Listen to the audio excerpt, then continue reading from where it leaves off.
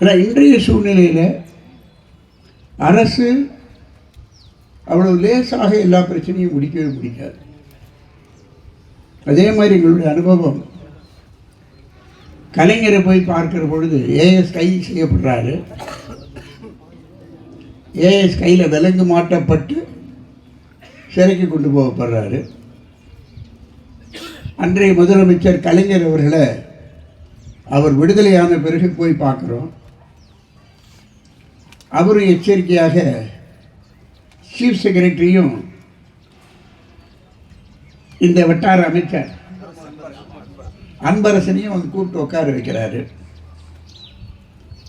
நான் கலைஞர்கிட்ட சொல்கிறேன், இந்த மந்திரி வந்து காஞ்சிபுரம் ரோடு பக்கமே எங்களை நடக்க விட மாட்டேன்னு சொல்கிறாரு.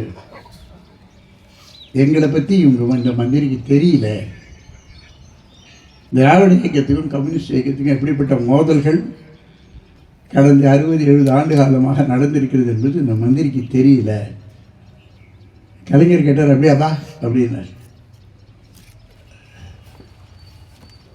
அப்புறம் சீஃப் செக்ரட்டரிகிட்ட கேட்டார், எதுக்காக ஒரு தொழிற்சங்க தலைவர் கை விலங்காட்டுறீங்க? என்ன குற்றம் பண்ணார் அவர்? சீஃப் செக்ரட்டரி ஆமான்னு சொல்கிறாங்களே தவிர அந்த அம்மா, அப்போ lady chief secretary Lakshmi Pranesh. ஆனால் இந்த அரசு அவ்வளோ லேசாக தொழிலாளி பக்கம் வராது. தேர்தலை கூட்டு அதெல்லாம் வேறு விஷயம். அதாவது மோசத்தை விட படுமோசம் வரக்கூடாது என்பதற்காக தேர்தல் கூட்டு. ஆக இந்த தேர்தல் கூட்டு என்பது நம்முடைய தேவைக்கு வைக்கக்கூடிய கூட்டு தானே தவிர அவருடைய தேவைக்கான கூட்டு அல்ல. நம்ம வளர்ற மட்டும் இந்த கூட்டுகள் தேவைப்படும். அதற்கும் இந்த வர்க்க போராட்டத்துக்கும் எந்த விதமான சம்பந்தம் இல்லை. வர்க்க போராட்டம் என்பது நம்முடைய பிறப்புரிமை. எப்படி பாலகங்காதர தலைவர் வந்து சுராஜ்யம் என்னுடைய பிறப்புரிமை என்று சொன்னாரோ, அந்த மாதிரி வர்க்க போராட்டம் என்பது என்னுடைய பிறப்புரிமை.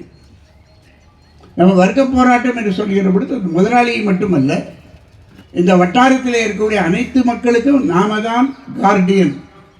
நாம தான் அவருடைய பிரச்சனைக்காக, ரேஷன் கார்டுக்காக, நல்ல குடிதண்ணீருக்காக, நல்ல போக்குவரத்து வசதிக்காக போராடக்கூடியவர்கள் இந்த செக்குடி இயக்கம் தான் என்பதை அந்த மக்கள் மத்தியிலே புரிய வைக்க வேண்டியிருக்கிறது. நான் அதை சொல்வதற்கு காரணம், வரக்கூடிய காலங்களிலே சவால்கள் அதிகமாக இருக்கும்.